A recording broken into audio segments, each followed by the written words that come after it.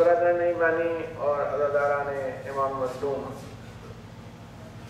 آج 5 محرم کا دن گزر چکا ہے، اور اس اعتبار سے جو یہ عشرہ محرم ہے، مخصوص عشرہ امام حسین علیہ السلام کی شہادت سے جڑا ہوا، اس کا نصف حصہ ختم ہو گیا۔ یہ وقت واقعتاً انسان ابھی بھی لگتا تھا کہ چاند نکلا اور ابھی اس کا آدھا حصہ گزر گیا، ابھی کیا وقت کی تیزی سے گزر جاتا ہے۔ ہم مصروف رہتا ہیں اور مصروف بکا ہیں، مختلف خانوں میں مجلسوں میں جا رہے ہیں اور آ رہے ہیں، اور یہ شان امام مظلوم ہے اور شان اہل بیت ہے کہ ان کے تذکرے سے قرآن کا تذکرہ بھی زندہ ہو جاتا ہے، دین کا تذکرہ بھی زندہ ہو جاتا ہے، نبی کا تذکرہ بھی زندہ ہو جاتا ہے۔ بے وجہ رسول اللہ صلی اللہ علیہ وآلہ وسلم نے نہیں فرمایا تھا معاذ اللہ کہ وہ انا من حسین، میں حسین سے ہوں، اس لیے کہ جب حسین کی شہادت کا تذکرہ ہوگا تو رسالت کے صحیح خط و خال ابھر کے سامنے آئیں گے۔ اس وقت تفصیل کا وہ موقع نہیں تو میں آپ کے سامنے وہ تفصیل عرض کرتا کہ ہم سب مسلمان ہر نماز میں، ہر اذان میں اشہد ان لا الہ الا اللہ واشہد ان محمد رسول اللہ یہ گواہی دیتے ہیں کہ اللہ ایک ہے، سوائے اللہ کے کوئی الہ نہیں ہے، اور محمد مصطفیٰ صلی اللہ علیہ وسلم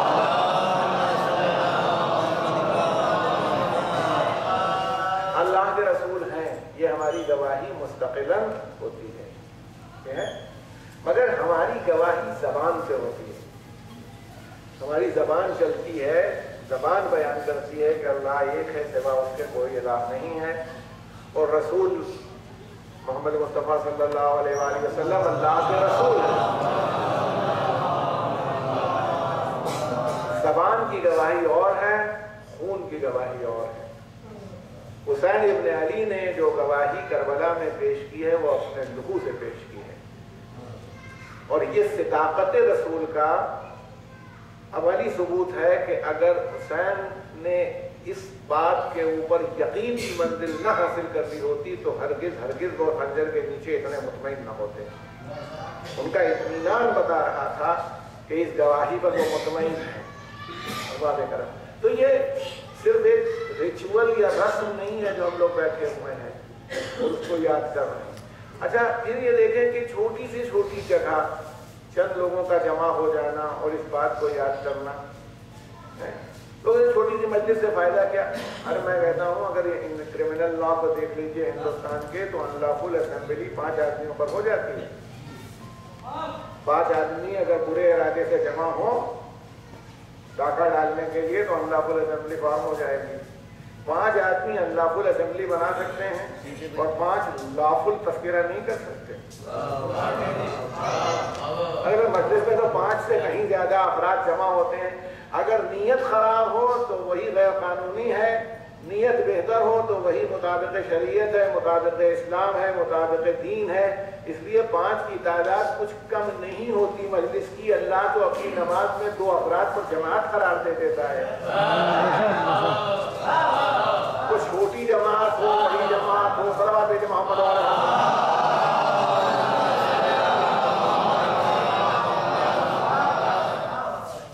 کے سامنے تقریباً کچھ مجلسیں اسی علاقے میں پڑھی، مختلف امام باڑوں میں، امام بارگاہوں میں، اس لیے سوچ کے کہ جو جغرافیائی اعتبار سے بھی جو لوگ شرکت کرتے ہیں ان کے اعتبار سے بھی یہ بات اسی موضوع کو آپ کے سامنے تھوڑی دیر گزارش کرتا ہوں، جس میں پروردگار عالم نے ہم سب کو دعوت دی ہے بسم اللہ الرحمن الرحیم کہ یہ کہیں کہ اللہ کے نام سے شروع کرتا ہوں، سہارا لیتا ہوں اللہ کے نام سے جو رحمان ہے، جو رحیم ہے۔ اس کی رحمانیت اور رحیمیت ہی کو ذریعہ بنایا گیا۔ اگر آپ توجہ فرما رہے ہیں تو آپ دیکھیں کہ رحمانیت اور رحیمیت پروردگار جو ہے، رحمت پروردگار جو ہے، وہی بنیاد ہے اس کائنات کے چلنے کی۔ اور میں یہ کہتا ہوں کہ خلقت کی بھی وہی بنیاد ہے۔ اس لیے جس کو عالمین کے لیے رحمت بنایا، کہا اگر تم نہ ہوتے تو اس کو بناتا ہی نہ۔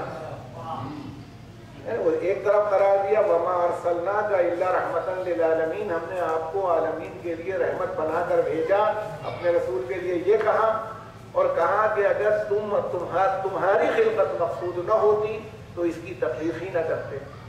تو اس کا مطلب ہے کہ یہ کائنات بنی بھی کسی رحمت کے مجسمے کی وجہ سے ہے، اور جو چل رہی ہے وہ بھی رحمت کی بنیاد ہی کے اوپر چل رہی ہے۔ اگر وہ نہ ہو رحمت تو یہ ہٹ جائے اپنے آپ میں، تو رحمت بنیاد ہے۔ اب میں آپ کی خدمت میں ماشاءاللہ صاحبان بلا تشریف فرمائیں، میں یہ کہوں کہ بسم اللہ الرحمن الرحیم کی کتنی بڑی چیز ہے، ایسا خزانہ ہے، مشہور ہے کہ جس وقت جناب یوسف کے لیے یہ ہے کہ تولے جا رہے تھے اور سارا جواہرات اور سب کچھ ڈھیر کر دیا گیا اور پلہ اٹھ نہیں رہا تھا، تو جبرائیل ہی نے کہا تھا کہ بسم اللہ الرحمن الرحیم رکھو اس پر۔ جب بسم اللہ الرحمن الرحیم رکھا گیا تو اس کا وزن اتنا تھا کہ اس وزن نے نبی خدا کے پلے کو اونچا کر دیا، یہ وزن بڑھ گیا، ورنہ کائنات اس کے پیچھے چھوٹی پڑ جاتی۔ مگر میں یہ کہتا ہوں کہ امیر المومنین نے کیا فرمایا کہ اس کی شان کیا ہے بسم اللہ الرحمن الرحیم کی؟ شان یہ ہے کہ جب قرآن سمٹتا ہے تو سورہ حمد میں آتا ہے، جب سورہ حمد کو سمیٹا جاتا ہے تو بسم اللہ الرحمن الرحیم بنتی ہے، جب بسم اللہ الرحمن الرحیم کو سمیٹیں گے تو وہ بائے بسم اللہ کے اندر سمٹ جاتی ہے، اور جب بائے بسم اللہ کو سمیٹا جاتا ہے تو وہ نقطۂ بائے بسم اللہ میں آ جاتی ہے۔ اور امیر المومنین نے خود فرمایا کہ میں وہ نقطۂ بائے بسم اللہ ہوں۔ صلوات کے محمد والا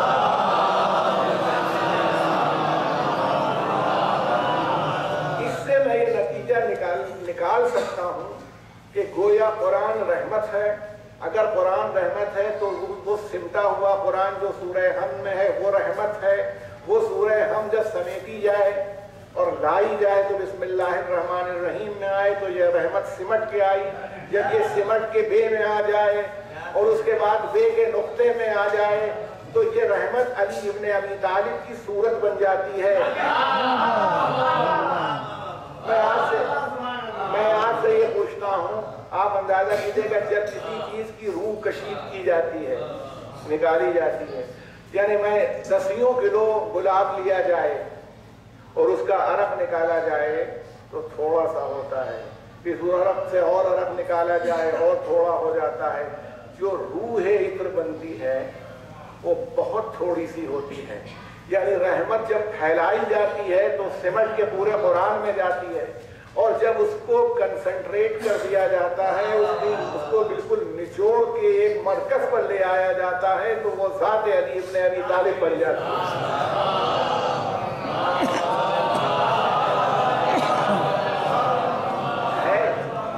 آپ متوجہ، ذہن آپ کے متوجہ ہیں تو آپ کو اندازہ ہے کہ وہ ذات کسی چیز کو کم سے کم میں لائیں گے تو اس کی انٹینسٹی، اس کی شدت، اس کی طاقت پڑ جائے گی، یعنی وہ رحمت۔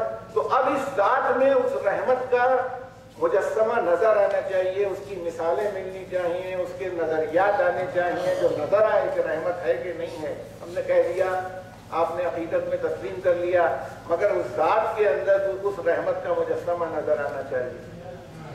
آپ دیکھیں کہ امیر المومنین کی سیرت، اس یہ وقت تو نہیں ہے کہ اس کے سارے پہلو آپ کے سامنے سمیٹے جا سکیں، مگر میں یہ کہتا ہوں سیرت امیر المومنین سے جب آپ دیکھیے تو آپ جس چیز کو دیکھ لیجیے، یعنی کہ جانوروں کا معاملہ آ جائے تو اس کے لیے بھی رحمت ہے۔ اب بتائیے، جس وقت آدمی اپنے انتہائی آخری وقت میں جانتے ہوئے کہ ضربت کھانے کے لیے جا رہا ہے اور یہ وصیت کر رہا ہو کہ مرغابیوں کو اگر دانہ پانی دینا، ان کا خیال رکھنا، ایسا نہ ہو کہ غم کرنے تم ان کو بھول جاؤ، اور اگر ایسا نہ کرو سکو تو آزاد کر دینا، رحمت ہے۔ امیر المومنین کا یہ کہنا جانور کے لیے آپ کے سامنے مثال کی صورت میں موجود ہے۔ اس طرح کی بہت سی مثالیں جانوروں کے سلسلے میں ملتی ہیں۔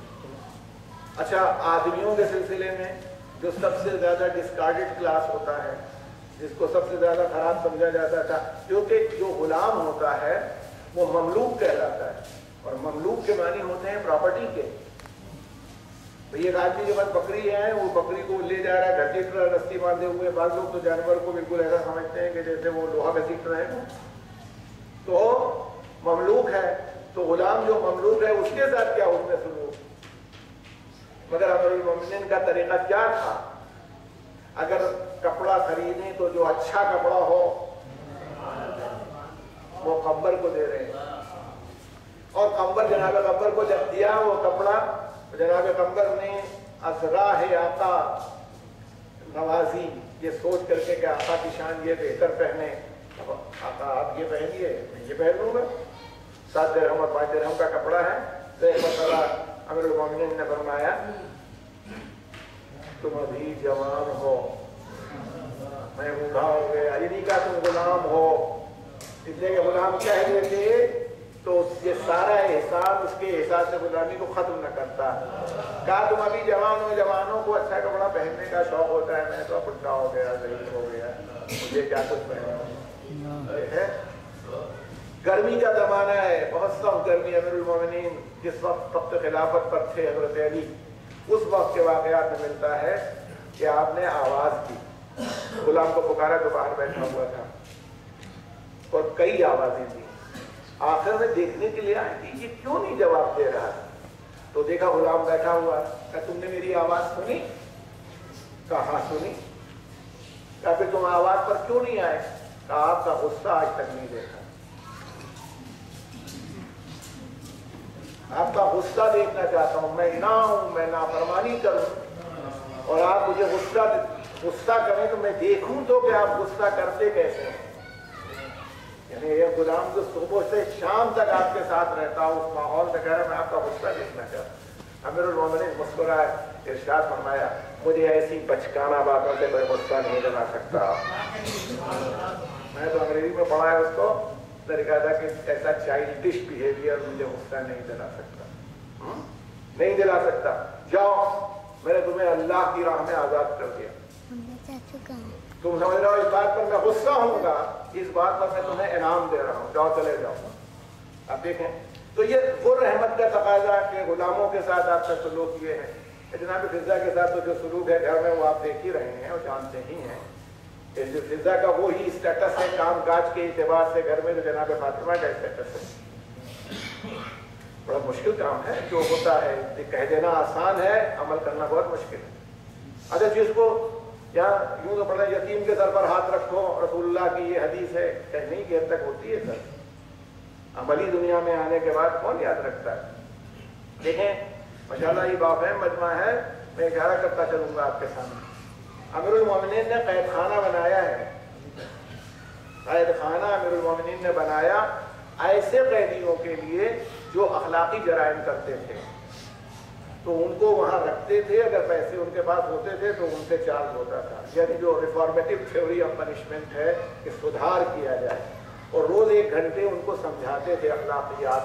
नमाज के वक्त निकाल के लाए जाते थे। जब समझ जाते थे कि ये सुधर गया होगा तो जैसे हमारे यहाँ पैरोल पर छोड़ दिया जाता है तो छोड़ देते थे। ये जो लोग माली गबन करते थे, दूसरों के माल खा जाते थे, उनके सिलसिले में आपका तरीका बता दिया था। तो पहला कैद खाना बनाने वाला इस्लामी हुक्मरानों में अमीरुल मोमिनीन की जात है। उसको पहले उन्होंने बनाया था जिसका नाम रखा था माने। और माने में जैसे हमारे यहाँ लकड़ी की टाल में वो खपच्चियाँ लगी होती हैं, उसको मारा जाता है, उसमें कैदी भागते हैं। अगर वो आसान थोड़ी तो डाल के निकल गए। तो फिर आपने ईंट मिट्टी से बनाया, उसका नाम मखीस रखा था। उसके अंदर भी जैसे मकान होता है उस मकान के अंदर रहे, मगर यतीम खाना नहीं बनाया। कभी अमीरुल मोमिनीन ने बनाया इमाम हसन, और यतीमों की परवरिश की। देखिए बहुत बहुत कीजिएगा, तकाज़ा रहमत है। यतीमों की परवरिश की, यतीम खाना बनाया नहीं। अब आप बताइए कि यतीम खाना क्यों नहीं बनाया। मैंने खुद तजर्बा किया है लखनऊ यतीम खाने को देख के, और वहाँ पर बेचारे बच्चे जो रहते हैं। देखिए आप उससे बेहतर से बेहतर खाना खिला दीजिए, बेहतर से बेहतर कपड़ा पहना दीजिए, हार फूल पहना दीजिए, कोई मिलने के लिए चला है उनके साथ फोटो खिंचवाइए। लेकिन उस यतीम को ये हमेशा एहसास रहता है कि मेरा बाप नहीं है, इसलिए मैं इस घर में हूँ। اہل بیت نے یتیموں کو اس طرح پالنا چاہا ہے، اس طرح پرورش کرنا چاہا ہے کہ معلوم نہ ہو کہ وہ یتیم ہے اور خاندان میں پرورش پائے. جیسے یہ طریقہ ہے ان کا کہ وہ یہ احساس نہیں آنے دینا چاہتے ہیں کہ یہ اپنے کو یتیم محسوس کرے. اور جو یتیم، دیکھیں میں امیر المومنین کی بات ہو رہی، وہیں سے میں آپ کی خدمت سے پیش کرنا چاہتا ہوں. طریقہ کیا ہے؟ الازری بہت مشہور تاریخی کتاب ہے، میں مسعودی نے درج کیا ہے کہ کسی جگہ سے چمڑے کے مشکیزوں میں، جو اب وہاں اس وقت تو اس طرح کے ڈبے وبے تھے نہیں کہ ٹین کا ڈبہ ہے اور لوہے کا اور ایلومینیم کا، تو چمڑے ہی کا سب ہوتا تھا جس میں کوئی چیز لکوڈ قسم کی لائی جائے. اس میں شہد آیا مال غنیمت میں کہیں سے، مشکیزوں میں، تھوڑا بہت نہیں ہے جو کوفے میں بٹے گا تو اس کا مطلب ہے بہت بڑی مقدار شہد کی مشکیزوں میں آئی. امیر المومنین کا طریقہ تھا کہ مال، وہ بیت المال کا مال تقسیم فرمایا کرتے تھے، اور آپ کو معلوم ہے کہ فوراً تقسیم کرتے تھے، رکھتے تھے. اور جب تقسیم ہو جاتا تھا تو بیت المال میں 2 رکعت نماز شکر پڑھتے تھے کہ میرے اوپر کسی کا حق نہیں رہ گیا. یہ ان کا طریقہ کار تھا. تو مال آپ نے شہد بانٹنے کے لیے، اب سب طریقہ تھا، سب لوگ جمع ہوئے تو کسی کو کچھ پتہ نہیں کیا ہوگا. آپ نے ان شہیدوں کے جو شہید ہو چکے تھے ان کے یتیم بچوں کو بلوایا. وہ سارے یتیم بچے آ گئے. اس نے لکھا تو لوگوں کو یہ احساس ہوا کہ یہاں سے شروع کریں گے، پہلے یتیموں کو شہد دیں گے اور اس کے بعد اور لوگوں کا نمبر آئے گا کہ یتیم بیٹھے. آپ بتائیے امیر المومنین اگر یہ کرتے کہ یتیموں کو بچلا کے پہلے یتیموں کو شہد دیتے اور بعد میں دوسروں کو دیتے تو ان کو یہ احساس رہتا کہ نہیں کہ ہمیں اس لیے ملا. یہی احساس ہوتا. امیر المومنین نے کہا تم تقسیم کرو. بچوں کو کاسا دے دیا، اس میں سے بھر بھر کے نکالا جا رہا، وہ پہنچا رہے ہیں. اب جب بچوں نے یہ کام شروع کیا تو آپ دیکھتے ہیں جہاں بچے ہوتے ہیں پھر وہاں کیا ہوتا ہے، گرا بھی رہے ہیں، اسی میں چاٹ بھی رہے ہیں. یہ سب انہوں نے جب شروع کیا تو لوگوں کو حیرت تھی کہ امیر المومنین یہ سب صحیح ہے، مگر جلالت امیر المومنین کا یہ عالم تھا کہ آپ کے مخصوص اصحاب بھی آپ سے نگاہ ملا کے گفتگو نہیں کر سکتے کہ جائے کہ یہ بچے یہ کر. اور حضرت مسکرا رہے، حضرت مسکرا رہے تھے امیر المومنین. لوگوں کو حیرت کہ یہ بچے ایسی حرکت کر رہے ہیں جو ہم لوگوں کو ناگوار ہو رہی ہے، اور امیر المومنین مسکرا رہے. یہاں تک کہ یہ کام ختم ہو گیا تو کسی نے حضرت سے پوچھا کہ مولا آج آپ سے ہم نے ایسا برتاؤ دیکھا، ایسا برتاؤ دیکھا جو کبھی کسی آپ سے نہیں دیکھا یا کسی سے نہیں دیکھا. یہ بچے ایسی حرکتیں کر رہے تھے اور آپ اس پر خوش ہو رہے تھے، مسکرا رہے تھے، آپ نے انہیں کچھ کہا بھی نہیں. ارشاد فرمایا تمہارے بچے جب اس طرح کی طفلانہ حرکت کرتے ہیں تو تم خوش ہوتے ہو یا ناراض ہوتے ہو؟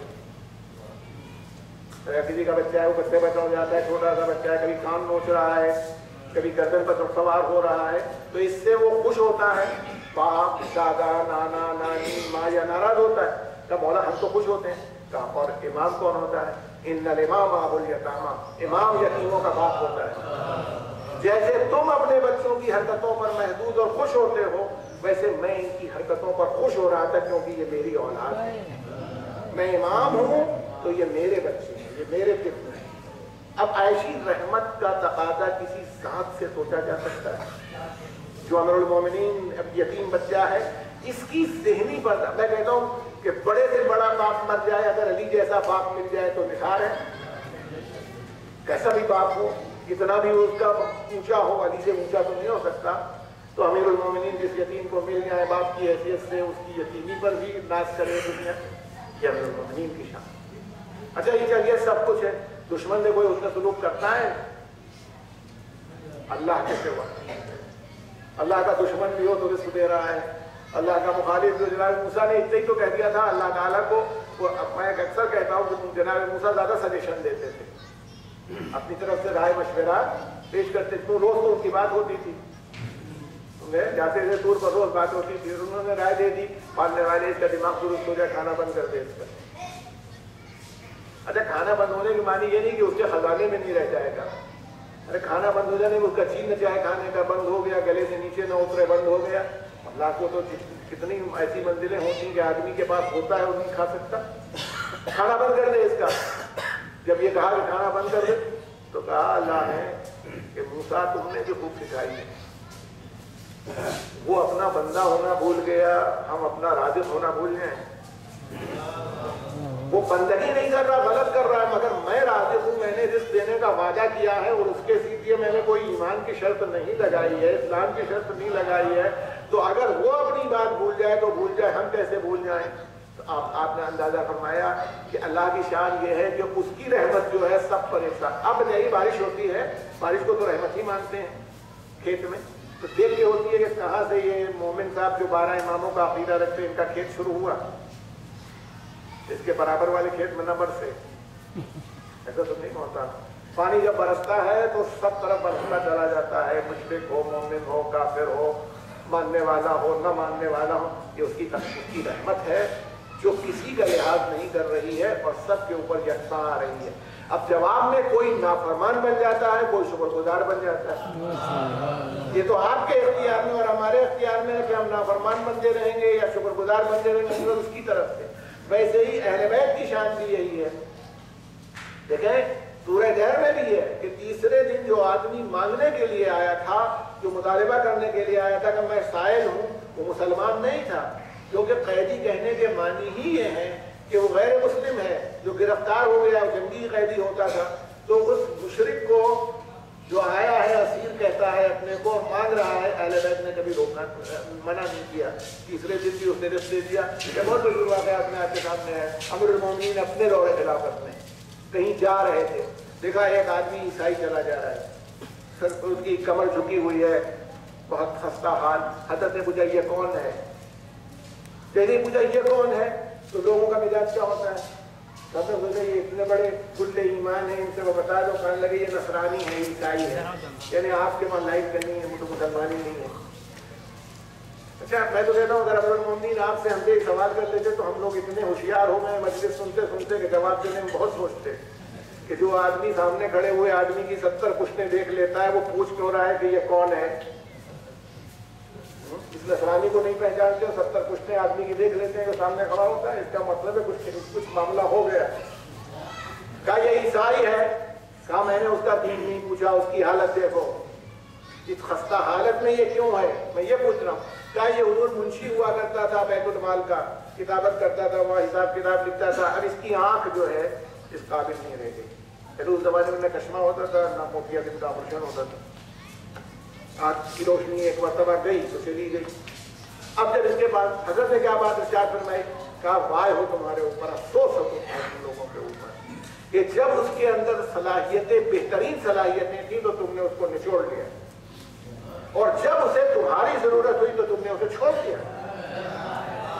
یہ نہیں مسلمان ہے، کلمہ پڑھتا ہے اور مجھے مانتا ہے اور مجھے امام تسلیم کرتا ہے، اس کی ضرورت سوشل سیکورٹی کا اس سے بڑا عنوان کیا ہوگا؟ آپ نے کہا اس کو بلایا جائے، اس کو بلایا جائے، بلا کے لایا گیا دربار۔ آپ کے کورٹ میں دربار ہم کہتے ہیں تو آپ بہت بڑی چیز سمجھتے ہیں، دربار کے جہاں مولا بیٹھ جائیں وہی دربار ہوتا ہے، کوئی بہت بڑی جگہ نہیں تھی، جو لوگ زیارت کی جگہ انہوں نے دیکھا وہ مکان بھی کوئی بہت بڑا نہیں ہے، تو دربار کہاں اتنا بڑا ہو جائے گا؟ وہاں پر وہ لایا گیا، حضرت نے حکم دیا تا حیات بیت المال سے اتنا وظیفہ مقرر کیا جائے اس کا کہ یہ اور اس کے اہل و عیال سکون سے رکھ سکیں، کہ مسلمان کو نہیں، مومن کے لیے نہیں۔